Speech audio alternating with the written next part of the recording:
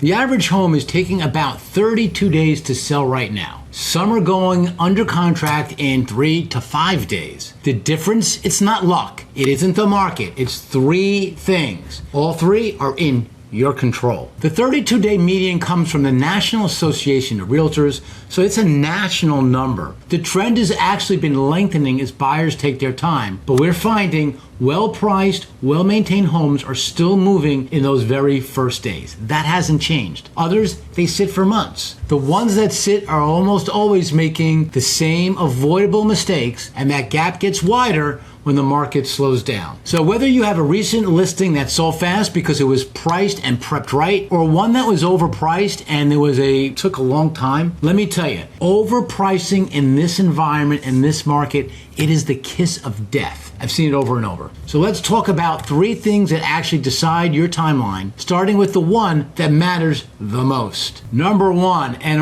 the single biggest factor is pricing. Nothing affects your days on the market more than your asking price. A home priced right generates the most interest in the first, let's call it 7 to 14 days. That's when buyer activity peaks. Overpricing by even 5 to 10% in this market, buyers are just gonna scroll past. This isn't 2020 or 2021. Agents, they skip it.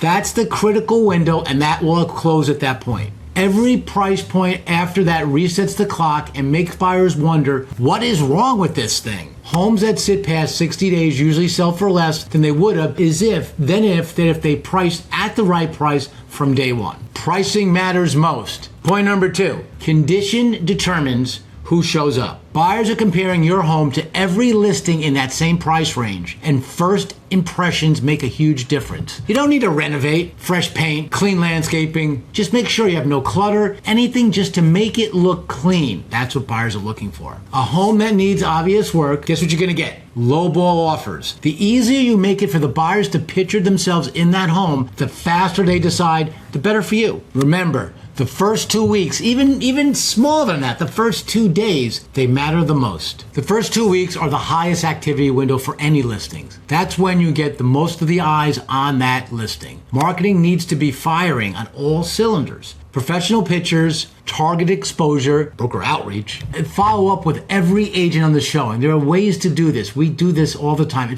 It's what we do. Agents who sell fastest aren't waiting for buyers to find the listing. They're reaching out. They're being proactive.